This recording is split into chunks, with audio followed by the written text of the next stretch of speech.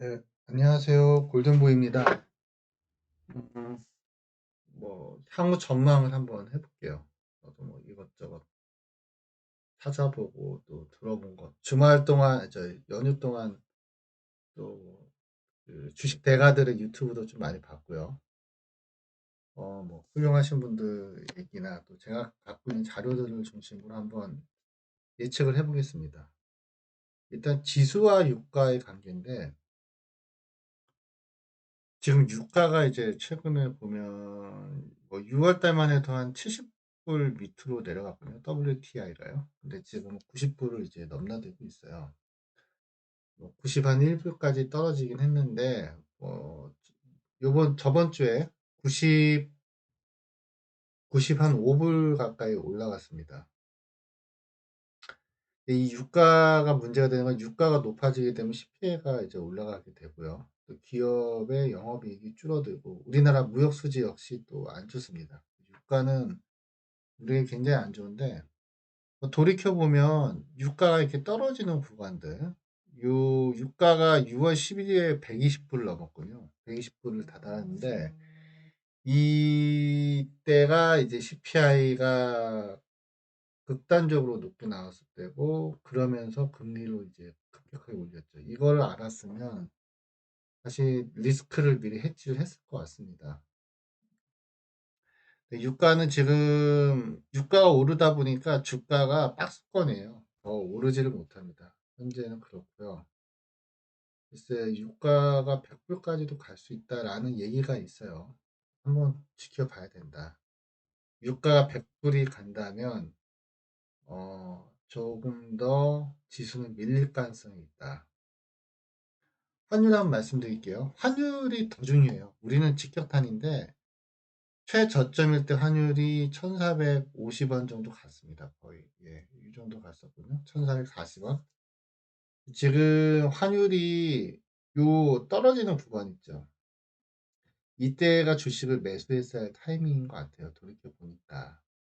이 1200원대로 쭉 떨어졌을 때가 적극적으로 주식을 매수했어야 되는 순간이 아니었나 싶고 지금은 지금 1350원까지 돌파했거든요. 네, 앞으로 조금 더 오를 수도 있다. 그래서 지금 현재는 유가의 상승과 환율의 상승이 리스크로 계속 남아 있습니다. 상장 기업의 이익 같은 경우는 지금 계속적으로 하락하고 있어요. 이 상장 기업의 이익이 하락하고 예상 이익이 하락하면 주가가 오르기가 힘들죠. 네, 역시 기본적으로 우리나라 주식시장이 어려웠던 이유 중에 하나가 상장 기업 예상 순이익이 뭐 200조에서 한 160조 정도, 150조까지 하락했다. 물론 이게 완벽하게 정확한 자료는 아닌데 제가 개인적으로 수집한 거라서 여하튼 이런 하락 추세였기 때문에 역시 또 시장이 좀 어려웠다. 그리고 최근에 이제 미국 10년물 국채 금리가 역시 4.5%를 돌파했는데 뭐 금리가 높아지게 되면 기업의 이익은 줄어들게 되겠죠. 그리고 경기가 활성화되기 어렵습니다. 그래서 역시 이 주가를 누르는 요인이다. 지금 현재는 유가, 환율, 국채금리 이 세 가지가 시장을 짓누르고 있고 이게 한 번 더 이제 어떻게 보면 더 점핑을 하게 되면 주가를 조금 더 누를 수 있는 리스크는 있다. 장기적인 관점에서 말씀드립니다.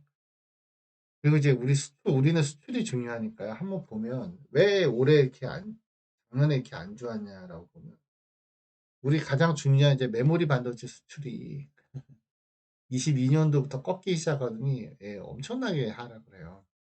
수출 단가도 그렇고. 예를 들면 지금 뭐 월 한 잠깐만요. 음, 이게 단가가 나오네. 음, 월 한 70억 불까지 갔었죠. 네, 70억 불까지 갔었는데 다 왜 단가가 나온지 모르겠네요. 70억 불까지 갔던 게 지금은 40억 불이 잘 안 되죠. 네, 보다시피 이거네요. 그렇죠. 70억 불 가까이 갔던 게 지금 40억 불. 그러니까 이렇게 수출이 거의 뭐 한 50% 가까이 폭락을 하다 보니까 당연히 삼성전자도 주가가 하락할 수밖에 없고 우리나라 경제 전체가 위축될 수밖에 없어요. 왜냐하면 반도체가 차지하는 비중이 20%가 넘으니까. 그리고 지금 보면 월별 수출도 이때는 월별 수출 600억 불 넘었거든요. 22년도만 해도. 근데 지금은 550억 불을 못 넘기고 있어요. 그리고 적자 같은 경우도 무역수지 적자는 22년 1월부터 계속 적자고.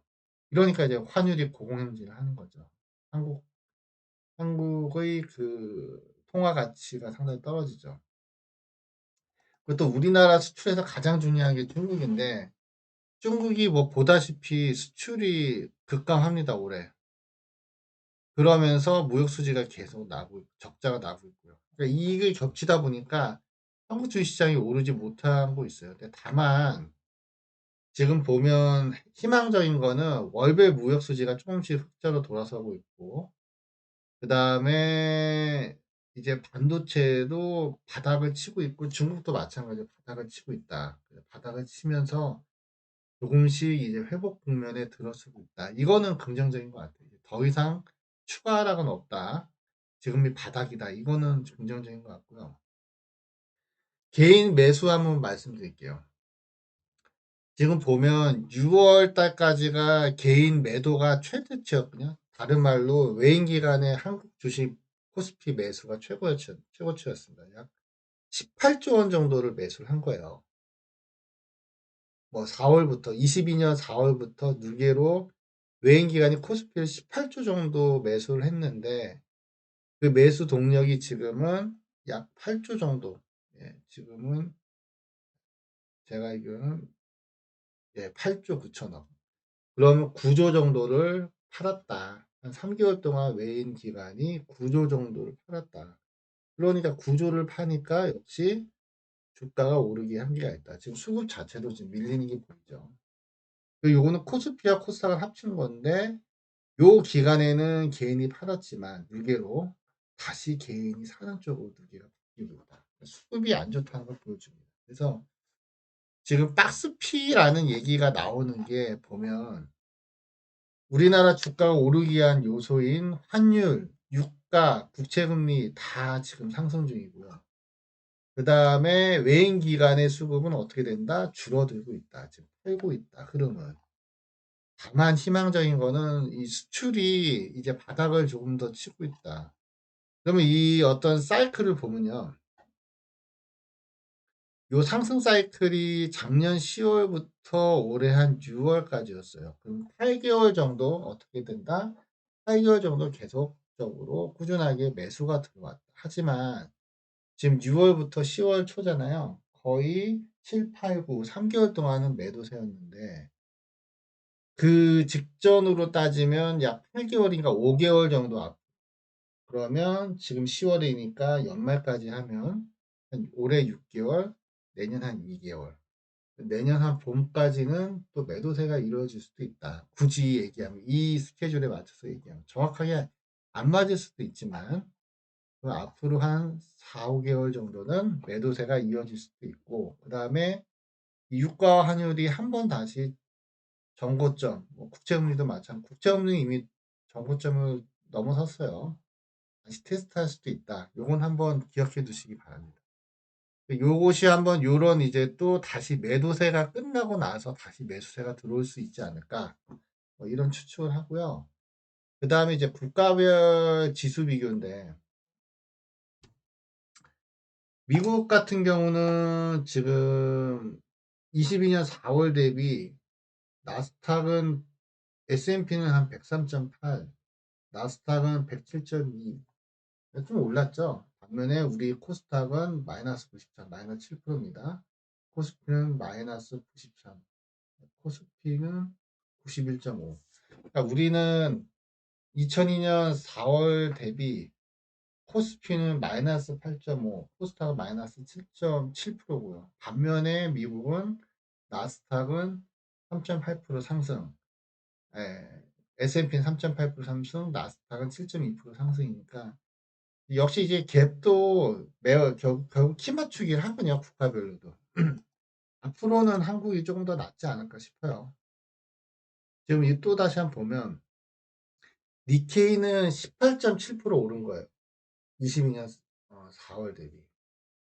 상하이도 2.1% 올랐어요. 그러니까 전 세계적으로 22년 4월 대비 못 오른 국가가 별로 없는데 한국이 거의 유일하다.